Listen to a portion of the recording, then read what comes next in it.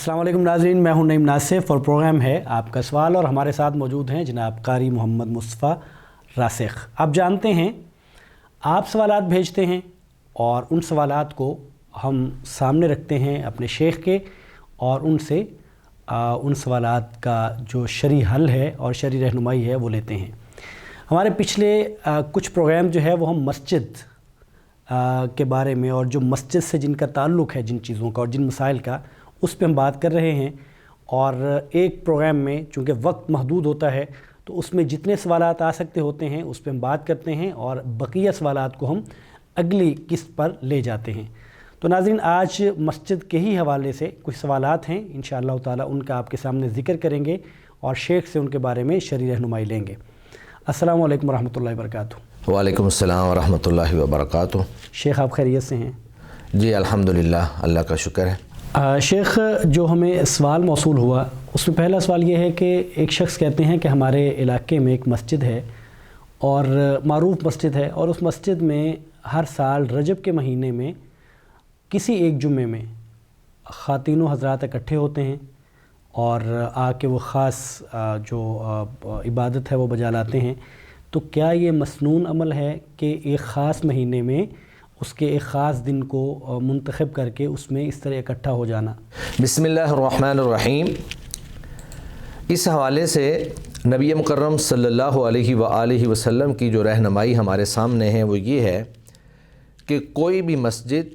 سوائے 3 مساجد کے، ایک مسجد الحرام، مسجد الاقصی اور مسجد نبوی، ان 3 مساجد کے علاوہ کسی بھی مسجد کی طرف شد رحال کرنا، ثواب کی نیت سے سفر کر کے جانا، یا جس طرح آپ بتا رہے ہیں کہ رجب کے ایک مخصوص دن میں وہاں پہ جا کر جمع ہونا اور وہاں پہ جا کر پروگرام کرنا، یہ آپ صلی اللہ علیہ وآلہ وسلم سے ثابت نہیں ہے۔ نبی مکرم صلی اللہ علیہ وسلم نے فرمایا کہ لا تشد الرحال الا الى 3 مساجد، کہ 3 مسجدوں کے علاوہ کسی مسجد کی طرف کجاوے نہ باندھے جائیں، یعنی ثواب کی نیت سے سفر نہ کیا جائے۔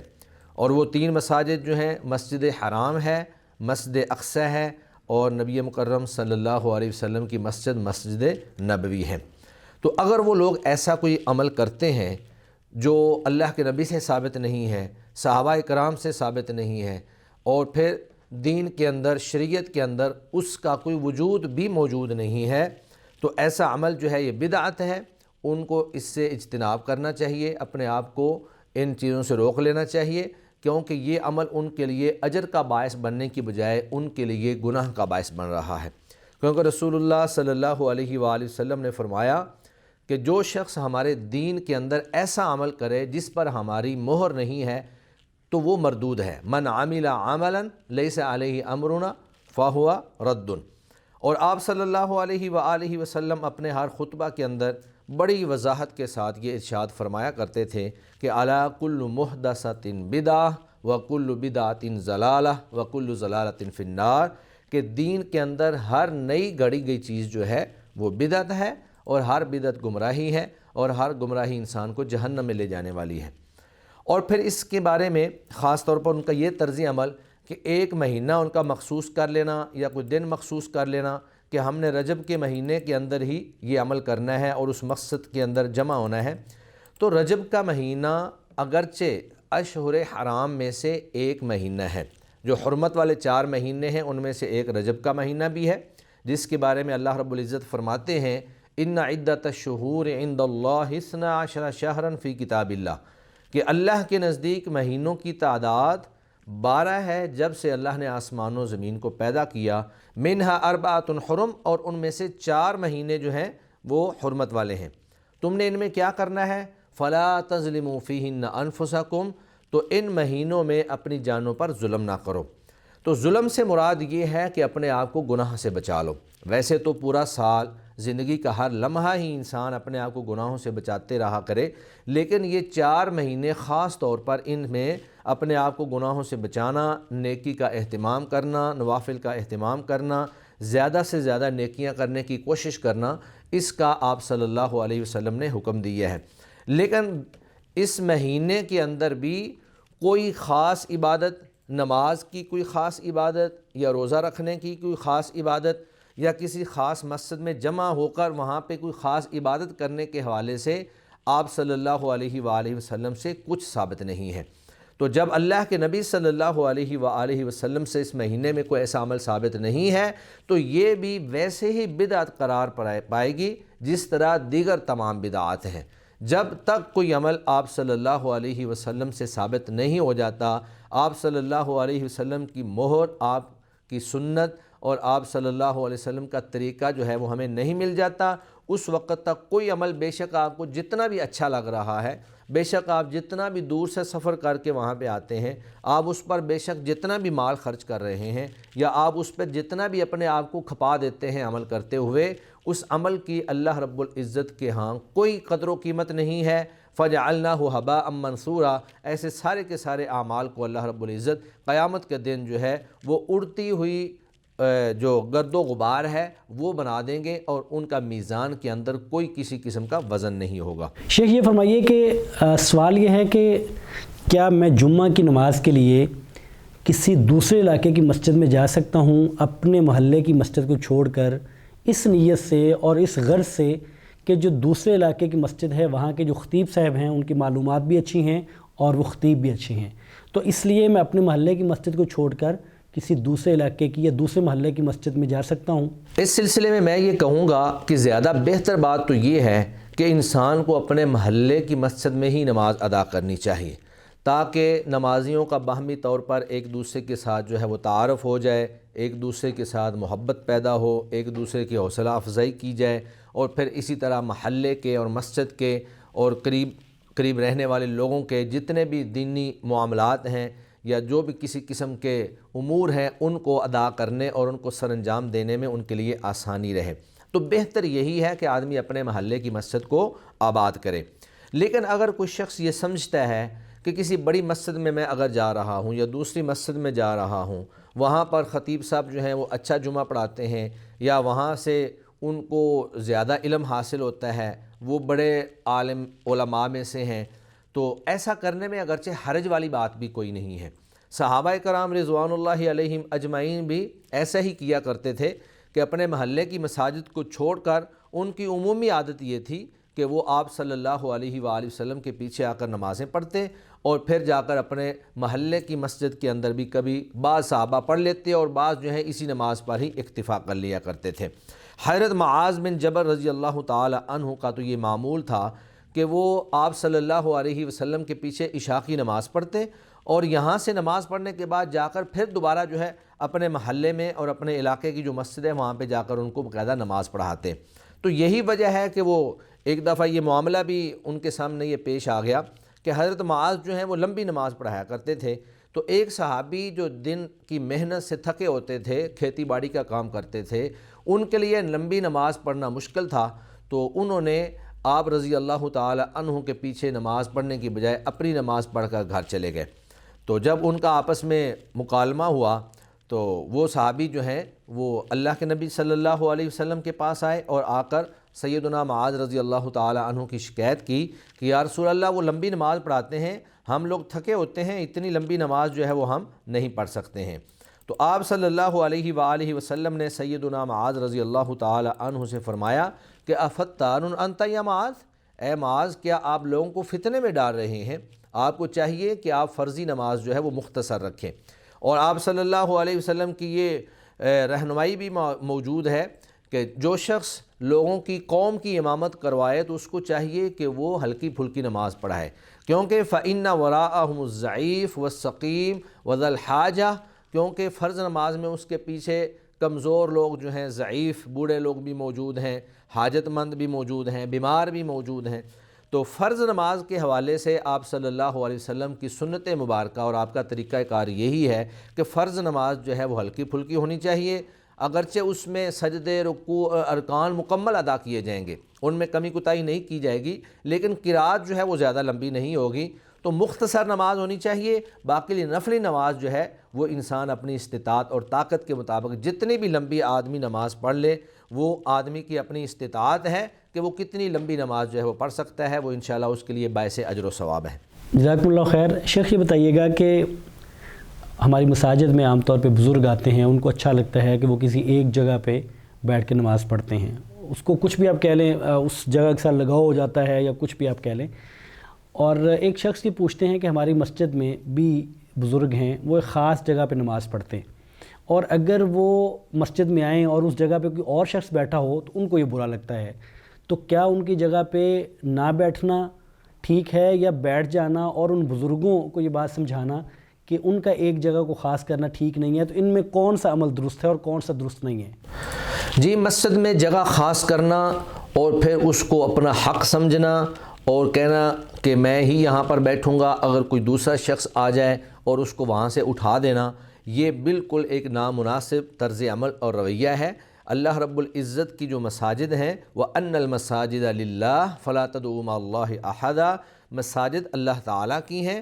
اور اللہ کے گھر ہیں. تو اللہ کے گھر میں کوئی شخص جو ہے وہ اپنی ملکیت جتائے یا اس میں کوئی جگہ خاص کر لے اور وہ کہے کہ میں نے اس مخصوص جگہ پر میں نے ہی بیٹھنا ہے، یہ بالکل غلط چیز ہے. لہذا ہونا یہ چاہیے کہ جو شخص پہلے آ جائے وہ جو اس کو جگہ مل جائے وہاں پر بیٹھ جائے، اس کے بعد جو آئے وہ اس کے ساتھ بیٹھ جائے. جب پہلی صف پوری ہو جائے تو لوگ جو ہیں وہ دوسری صف بنانا شروع کر دیں، جب دوسری پوری ہو جائے تو پھر لوگ جو ہیں وہ تیسری صف بنانا شروع کر دیں. یہ طریقہ کار بالکل نامناسب اور غلط ہے کہ کوئی شخص یہ کہے کہ یہ جگہ میرے لیے خاص ہے، یہاں پر میں ہی بیٹھوں گا، میرے علاوہ جو ہے وہ کوئی نہیں بیٹھ سکتا ہے. اس حوالے سے نبی مکرم صلی اللہ علیہ وآلہ وسلم حج کے دوران آپ صلی اللہ علیہ وسلم سے کہا گیا کہ ہم آپ کے لیے کوئی جگہ بنا دیں مینا کے اندر،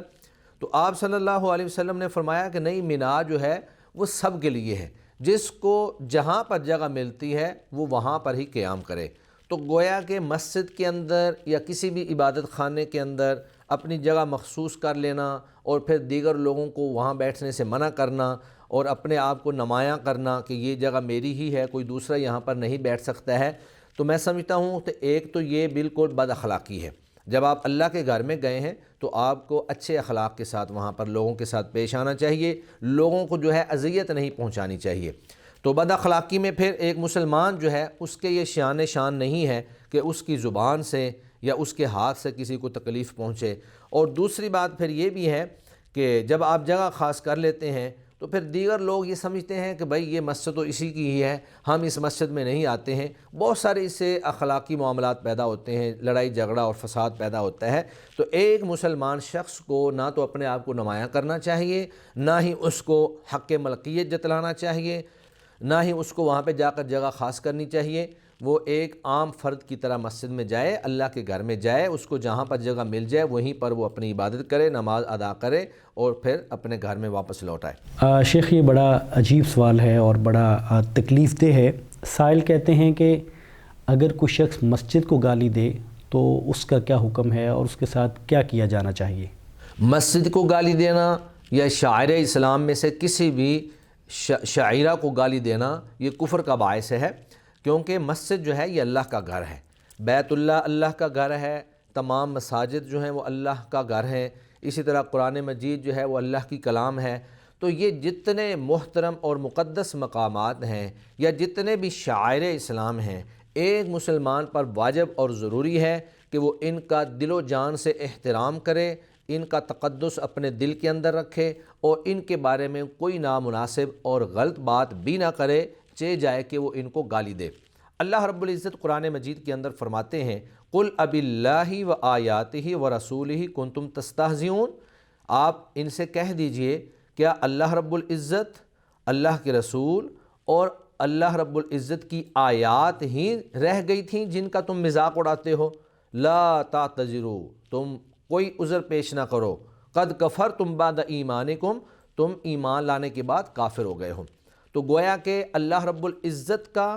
رسول اللہ صلی اللہ علیہ وسلم کا یا اللہ رب العزت کے شعائر کا یا دین کا، کعبہ کا، بیت اللہ کا، قرآن مجید کا، مسجد کا، یہ جتنے بھی شعائر ہیں ان میں سے کسی ایک کا مذاق اڑانا، ان کی تخفیف کرنا، ان کو برا بلا کہنا یا ان کا استہزاء اڑانا یا پھر ان کو گالی دینا نعوذ باللہ، یہ سارے کے سارے ایسے معاملات ہیں جو انسان کو دائرہ اسلام سے خارج کر دیتے ہیں. تو اگر کوئی شخص ایسا کرتا ہے یا کسی نے ایسا کیا ہے تو اس کو اللہ رب العزت سے توبہ کرنی چاہیے، کہیں ایسا نہ ہو کہ اس پر اللہ کا عذاب نازل ہو اور اس کو نشان عبرت بنا دیا جائے۔ شیخ ایک صاحب کہتے ہیں کہ میرا سوال یہ ہے کہ کیا ایک مسجد میں 2 جماعتیں ہو سکتی ہیں یا ایک ہی جماعت ہونی چاہیے؟ جی، کسی بھی عمل کے لیے آپ صلی اللہ علیہ وآلہ وسلم کا طریقہ، آپ کی سنت ہمارے لیے حجت ہے۔ ایک کام اگر آپ صلی اللہ علیہ وآلہ وسلم نے خود کیا ہو یا صحابہ کرام سے کروایا ہو یا آپ نے کسی کو حکم دیا ہو تو وہ ہمارے لیے حجت ہے اور اس کو کیا جا سکتا ہے۔ تو ایک مسجد کے اندر دوسری جماعت یا تیسری جماعت یا چوتھی جماعت کے حوالے سے آپ صلی اللہ علیہ وسلم کی جو رہنمائی ہمارے سامنے موجود ہے وہ یہی ہے کہ ایک دفعہ آپ صلی اللہ علیہ وسلم نے دیکھا کہ ایک شخص جو ہے وہ اکیلا نماز پڑھ رہا ہے، تو اللہ کے نبی صلی اللہ علیہ وسلم نے فرمایا الا رجل یتصدق علی ھذا فیصلی معہ، کیا کوئی ایسا شخص موجود نہیں ہے جو اس پر صدقہ کرے اور اس کے ساتھ نماز ادا کرے؟ تو یہ الفاظ جو ہیں یہ ابو داود کے ہیں۔ ترمذی میں آگے کچھ اور زائد الفاظ بھی موجود ہیں کہ فقام رجل فصلی معہ، کہ صحابہ میں سے ایک آدمی کھڑا ہوا اور اس نے اس کے ساتھ مل کر نماز ادا کی۔ یہ ترمذی شریف کے اندر روایت موجود ہے۔ تو آپ صلی اللہ علیہ وآلہ وسلم نے باقاعدہ ترغیب دے کر ایک صحابی کو نماز اکیلے پڑھتے ہوئے دیکھا تو ان کے ساتھ ایک دوسرے آدمی کو کھڑا کرنے کی باقاعدہ ترغیب دی کہ تم میں سے کوئی شخص اس کے ساتھ کھڑا نہیں ہو سکتا ہے۔ اور پھر آپ صلی اللہ علیہ وآلہ وسلم سے کوئی ایسی روایت ثابت نہیں ہے جس میں آپ صلی اللہ علیہ وسلم نے منع فرمایا ہو کہ دوسری جماعت جو ہے وہ نہیں ہو سکتی یا تیسری جماعت جو ہے وہ نہیں ہو سکتی۔ صحابہ کا عمل تو اسی پر ہی تھا۔ صحابہ جو ہیں وہ ٹولیوں کی شکل میں آتے اور جب دیکھتے کہ ایک جماعت ہو چکی ہے تو اس کے بعد وہ دوسری جماعت کروا لیا کرتے تھے۔ سیدنا انس رضی اللہ تعالی عنہ سے روایت ہے، امام بخاری رحمہ اللہ نے صحیح بخاری کے اندر یہ روایت جو ہے وہ نقل کی ہے کہ جاء انس الی المسجد صلی فیہ فاذن واقام وصلی جماعۃ، کہ سیدنا انس رضی اللہ تعالی عنہ ایک مسجد میں آئے، وہاں پر جو ہے وہ نماز ہو چکی تھی، تو انہوں نے اذان بھی کہی اور اقامت بھی کہی اور وہاں پہ جماعت کروائی۔ اور یہ اثر جو ہے اس کو ابن ابی شیبہ نے موصولاً جو ہے نقل کیا ہے، اگرچہ امام بخاری رحمہ اللہ نے معلق روایت کی تھی لیکن امام ابن ابی شیبہ نے اس کو موصولاً بھی روایت کیا ہے اور اس کی سند صحیح ہے۔ تو صحابہ کا عمل تو ہمارے سامنے یہی ہے، اللہ کے نبی کا طرز عمل بھی ہمارے سامنے ہے کہ وہ باقاعدہ کہہ کر ایک بندے کو دوسری جماعت کے لیے ان کے ساتھ کھڑا کر رہے ہیں، اور صحابہ میں سے حضرت انس رضی اللہ تعالی عنہ کا عمل بھی ہمارے سامنے ہے۔ اور پھر دوسری بات یہ بھی ہے کہ آپ صلی اللہ علیہ وسلم نے فرمایا کہ ایک شخص کی نماز جو ہے وہ اکیلی نماز ہے، لیکن جماعت کے ساتھ اس کی نماز جو ہے اس کا اجر 25 یا 27 گنا زیادہ کر دیا جاتا ہے۔ تو ایک شخص جب مسجد میں آیا ہے، دوسرا بھی آ گیا ہے، تیسرا بھی آ گیا ہے اور جماعت پوری ہو گئی ہے، جماعت کروا سکتے ہیں، تو پھر ان کو الگ الگ نماز پڑھنے کی بجائے ان کو جماعت کروا لینی چاہیے تاکہ وہ اکیلے کا اجر حاصل کرنے کی بجائے 25 یا 27 گنا زیادہ اجر کے حامل ہو جائیں اور اس اجر کو حاصل کرنے کی وہ کوشش کریں۔ اور پھر جب کوئی ایسی روایت یا نص بھی نہ ہو جس میں آپ صلی اللہ علیہ وسلم نے نماز با جماعت سے منع کیا ہو کہ آپ دوسری جماعت نہیں کروا سکتے ہیں یا تیسری جماعت نہیں کروا سکتے ہیں، تو کسی بھی عمل کے حوالے سے آپ صلی اللہ علیہ وسلم کا طرز عمل، صحابہ کرام کا طریقہ وہی ہمارے لیے حجت ہوتا ہے، اور آپ کا عمل اور صحابہ کا عمل ہمارے سامنے ہے کہ آپ صلی اللہ علیہ وسلم نے باقاعدہ دوسری جماعت کا حکم دیا اور کسی شخص کو کھڑا ہونے کی ترغیب دلائی، اور حضرت انس رضی اللہ تعالی عنہ کا عمل بھی ہمارے سامنے ہے۔ شیخ اگلا سوال یہ ہے کہ کیا کوئی شخص بغیر شرعی عذر کے اپنے گھر میں نماز پڑھ سکتا ہے جبکہ مسجد بھی گھر سے کوئی بہت دور نہیں ہے، قریب ہے، تو کیا اس کی کوئی گنجائش ہے کہ وہ گھر میں نماز پڑھ لیا کرے؟ ہر مسلمان پر یہ فرض اور واجب ہے کہ وہ فرض نمازیں با جماعت مسجد میں جا کر ادا کرے۔ بغیر شرعی عذر کے کسی بھی شخص کے لیے یہ جائز نہیں ہے کہ وہ اپنی نمازیں جو ہے وہ گھر کے اندر ادا کرے۔ اللہ رب العزت فرماتے ہیں وَأَقِیمُوا الصَّلَاةَ وَآتُوا الزَّکَاةَ وَارْکَعُوا مَعَ الرَّاکِعِینَ، کہ نماز قائم کرو، زکوٰۃ ادا کرو اور رکوع کرنے والوں کے ساتھ رکوع کرو۔ تو رکوع کرنے والوں کے ساتھ رکوع کرنے کا جو حکم ہے، اس کے اندر نماز با جماعت کی طرف اشارہ پایا جاتا ہے کہ آپ نے جماعت کے ساتھ جو ہے نماز ادا کرنی ہے۔ اور پھر آپ صلی اللہ علیہ وآلہ وسلم نے فرمایا من سمع النداء فلم یجب فلا صلاۃ لہ الا من عذر، جس شخص نے اذان سنی پھر وہ بغیر کسی عذر کے مسجد میں نہ آیا تو اس کی نماز ہی نہیں ہے۔ اور